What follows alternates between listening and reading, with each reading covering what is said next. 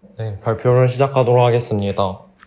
제가 이번 주에 소개시켜드릴 논문은 Learning Expressive Prompting with Residual for Vision Transformer라는 내용의 논문이고요.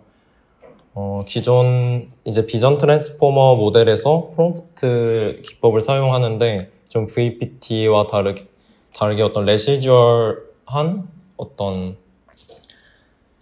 레시듀얼 프롬프트를 추가해서 성능을 높이는 그런 방법입니다. 그래서 이 논문은 CVPR 2023년에 투고됐고 카네기 멜론 대학교에서 이제 나온 논문입니다. 네.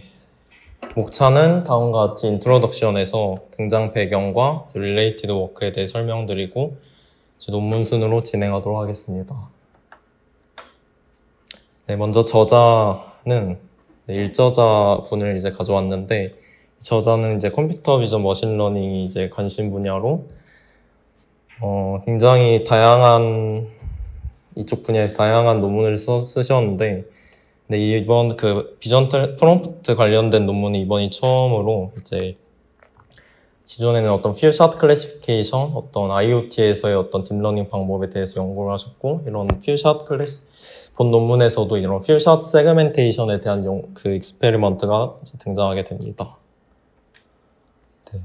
먼저 이제 인트로덕션 소개로 이제 이 논문이 왜 등장하게 되었느냐인데 이거는 어찌 보면 프롬프트 튜닝에 등장되는 배경과 동일한데 먼저 최근에 어떤 라지 비전 모델, 어떤 대규모 모델에서 다양한 다운스트림 태스크로 어댑테이션을 하면서 성능을 높이는 방법이 굉장히 많이 사용이 되고 있습니다. 그래서 이걸 어댑테이션을 어떻게 효율적으로 하는지, 좀 어떻게 잘 하는지가 좀 굉장히 연구 주제로 많이 떠오르고 있고 그 중에 한 논문이 이제 비전 프롬프트 튜닝과 이런 본 논문이라고 볼 수 있습니다. 먼저 기존에는 이런 프롬프트를 쓰지 않고 어떤 전체 모델을 튜닝하는 풀 튜닝을 방법을 많이 사용을 했는데 이러한 방법에 대해 한계는 이제 대규모 모델을 이렇게 새로운 데이터셋을 계속 학습을 하다 보니까 이전 데이터에 대한 어떤 모델이 이제 어떤 forgetting이 일어나게 되고 그리고 어떤 대규모 모델을 어떤 다운스트림 할 때 적은 데이터셋일 경우에 이러한 적은 데이터셋으로 전체 큰 모델을 업데이트를 한다는 것은 굉장히 좀, 일반화 입장에서 위험한 어떤 일이어서, 그런 파라미터적으로도 효율적이고 어댑테이션을 더 잘 할 수 있는 그런, 프롬프트 및 어떤 어댑터 기반 방법이 소개되고 있습니다. 그래서 먼저 소개해드릴 건 비주얼 프롬프트 튜닝인데 이 방법은 이제 기존 그 입력 토큰에서 런어블한 토큰을 추가로 이제 입력으로 해서 이 프롬프트들만 어찌 보면 튜닝을 해서 어댑테이션을 효율적으로 할 수 있는 그런 방법이 되고 또 이런 비전 트랜스포머 어댑터를 추가해서 이제 디텍션이나 어떤 세그멘테이션을 할 때 어떤 댄스 프레딕션을 하기 위해서 어떤 이런 CNN에 대한 어떤 CNN의 그 인덕티브 바이어스에 대한 장점을 이런 모듈을 추가로 런어블한 모듈을 학습을 하고 기존 비전 트랜스포머 모델은 이제 학습을 하지 않고 어댑터만 학습을 해서 이제 성능을 높이는 그런 방법이 있습니다. 본 논문도 이제 비전 프롬프트 튜닝과 비주얼 프롬프트 튜닝과 비슷하게 이제 이 쉘로우 프롬프트와 이제 레시듀얼 프롬프트를 제안을 합니다.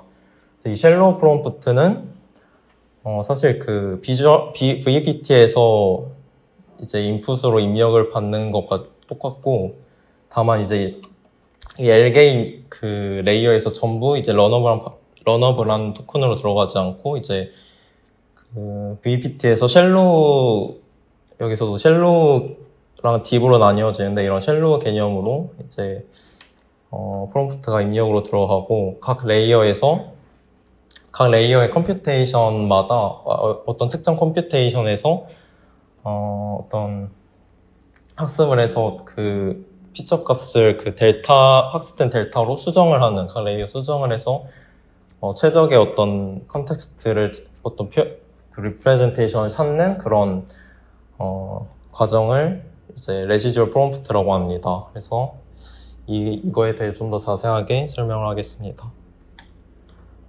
먼저 비전 트랜스포머를 이제 또 간단하게 설명해 드릴 건데, 이거는 논문에서 나온 수식, 비전 트랜스포머가 아니라 해당 논문에서 나온 수식을 가지고 왔고, 먼저 H by W by 3 어떤 인풋 이미지에서 그걸 패칭화를 하고, 그리고 그 포지셔널 인베딩을 더했을 때, 이제 n 플러스 1 by t를 이제 어떤 인풋 값을 갖게 되고, 이것을 트랜스포머 인코더의 인풋으로 들어가서 이제 어떤 레이어 노멀라이제이션, 그리고 멀티헤드 셀프 어텐션, 그리고 MLP 단을 거쳐서 이제 어떤 아웃풋 값, 어떤 Y를 이제 출력을 하는 그런 수식이고요. 이제 이 본 논문에서 쉘로우 프롬프트, 인풋 레벨 프롬프트라고도 하는데, 쉘로우 프롬프트는 이제 기존 VPT와 똑같이 어떤 M by D 크기의 M개의 러너블한 토큰이라고 보면 되고, 그거를 이제 기존 토큰에 컨캣을 합니다. 그래서 기존 M 플러스 1 by D와 합쳐져서 M 플러스 M 플러스 1 by D의 차원을 갖게 되고, 똑같이 이렇게 인코더에 들어가서 나중에는 그 프롬프트 단만 분리를 해서 이걸 에버리징 풀링을 해서 이 해당 나온 값으로 이제 그 프롬프트 업데이트를 하는 그런 과정을 거칩니다. 네. 그래서 똑같이 모든 그 인풋으로 들어갔을 때 각 단에 나서 에버리징 풀링이 되고, 그래서 마지막에 이렇게 프롬프트 에버리지 풀링이 되는 과정만 보시면 되고, 이 인풋으로 들어가는 인풋 레벨 프롬프트가 이 쉘로우 프롬프트라고 합니다. 그리고 이제 레시듀얼 프롬프트에 대한 건데, 레시듀얼 프롬프트는 어떻게 보면 그 프롬프트를 프롬프트를 더 잘 학습하기 위해서 레이어마다 레시듀얼 프롬프트를 추가를 하는 그런 과정입니다. 그래서 이거는 각 중간 그 인코더에서 컴퓨테이션을 할 때 이렇게 그 Q 키 밸류, 쿼리 키 밸류 이렇게 각각 그 델타 값 그 얼마나 수정돼야 되는지에 대한 델타 값이 수정되고, 아웃풋에 대한 값도 수정되고, 이렇게 각 레이어 노멀라이제이션에 대한 값에도 이렇게 붙여지게 되고, 이 앞에 0은 이제 n 플러스 1 by d 크기의 어떤 0을 가진 어떤 벡터라고 보시면 됩니다. 그래서 이것과 컨캣이 돼서 차원을 맞춰주기 위해서 이렇게 더해지는 그런 과정이고요. 이것도 그림으로 보면은 이렇게 통과할 때마다 추가로 더해지고 이렇게 해서 각각 식으로 이렇게 표현이 됩니다. 그래서 이런 레시듀얼 프롬프팅은 어떤 이렇게 이런 어텐션에 대한 어떤 피처 값의 어떤 웨이트 값을 재조정을 해주는 그런 역할을 해서 좀 더 그 본 논문에서는 프롬프트를 캐퍼시티를 늘린다는 표현을 했는데, 좀 더 잘 어떤 이런 컨텍스트나 표현 같은 걸 더 잘 담을 수 있게끔 만드는 그런 과정, 그런 내용이라고 이해하시면 될 것 같고, 그리고 기존 어떤 인풋 레이어에서만 수정을 할 수 있는 쉘로우 프롬프팅, 어떤 VPT와 같은 어떤 그런 방법에 비해서 좀 더 잘 어댑테이션을 할 수 있다. 파이널 레프레젠테이션에 대해서도 더 잘 어댑테이션을 할 수 있다라고 이제 소개를 합니다. 네.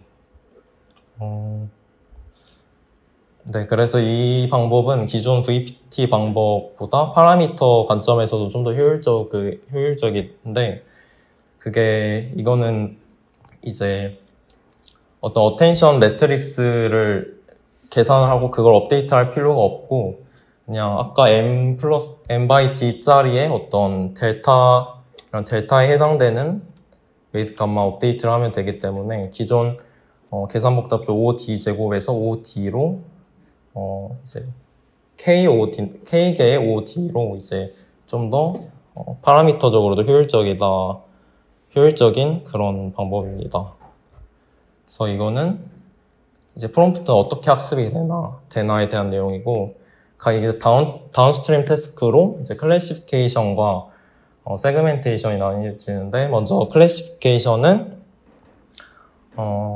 이제 마지막에서 나온 그 프롬프트 값의 어떤 에버리지 풀링 된 값과 그라운드 트루스 값과 이제 크로스 엔트로피 로스를 통해서 이 프롬프트가 업데이트 돼서 학습이 되고, 그리고 세멘틱 세그멘테이션에서는 이제 이것도 인코더의 마지막 레이어에서 이제 쿼리키 밸류 중에 키에 해당되는 어떤 토큰만 뽑아서 이거를 이제 2D 맵으로 바꾸고 리사이즈를 이제 기존 이미지와 맞춰서 그 픽셀 와이즈 프레딕션을 이제 이런 크로스 엔트로피를 통해서 그 픽셀 와이즈로 옵티마이즈 되는 방식으로 이제 프롬프트가 업데이트가 됩니다.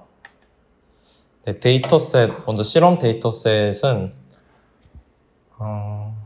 그 VPT와 똑같은 데이터셋을 이제 클래시피케이션에 사용을 하고요. 그래서 VTab 1K는 이제 총 19개에 대한 어떤 데이터셋이 있는데, 크게 Natural, Specialized, Structure로 나뉘어져 있어서 각각 보시면은 Natural, Specialized, Structure로 이루어진 데이터셋에서 클래시피케이션 그 실험이 진행이 됩니다.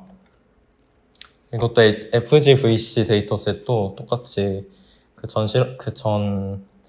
VPT에서 한 데이터셋인데, 이것도 클래시피케이션 데이터셋으로 새에 대한 것과 꽃, 강아지, 자동차에 대한 어떤 데이터셋으로 이루어져 있고, 총 이제